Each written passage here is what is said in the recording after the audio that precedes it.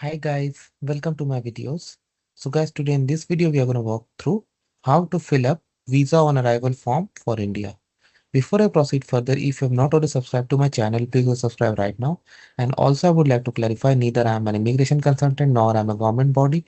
So in case you take anything out of this, you do it at your own risk. So guys, India offers e-visa.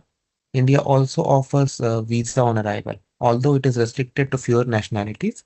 As of now, visa on arrival is restricted to the nationalities of Japan, South Korea, and some eligible citizens of UAE. Okay, so this form is free of cost, and they have advised on the site that when you come to India, you keep this filled up because this is going to save your time. Also, although you will get the form at the airport itself, but why to waste time in crowd? Like instead, if you fill it up before and present it to the officer over there, this is definitely going to save your time. So how you can do? This is going to be date and flight number when you go there. Name, this needs to be filled up in English. Okay, they have clearly written English capital letters or block letters. Your name, date of birth, nationality. As I said, like fewer nationalities are eligible so according to that. Passport number, your father's name, father's nationality, mother's name, mother's nationality, marital status.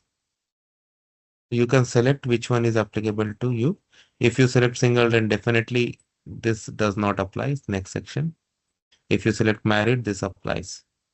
Applicant previous nationality, if any. If you have dual nationality, then you need to specify. Now, if your parent or grandparents are of Pakistani origin, that also you need to do. Purpose of visit, your occupation, where you're going to stay in India. If you're going to stay with friend, family, or a hotel, that address you can provide. Your address abroad, your where you live. Your email address, phone number in India and abroad.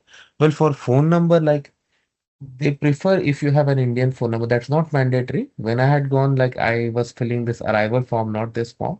They had asked me if I had an Indian phone number, and I had written my Canadian phone number. Then I said, no, I have an Indian phone number too. So they told me to write that. That's convenient, no doubt. Email address, phone number, reference in India, date of return, when you're going to return, your flight, and your final destination, where you're going. Your signature here, place and date. Okay. But now this declaration you need to understand fully. Okay, first is like the information is true. Okay, my parents and grandparents never held the nationality of Pakistan. So this is a filter. Okay, I shall not indulge in activities of missionary, tablighi, voluntary work.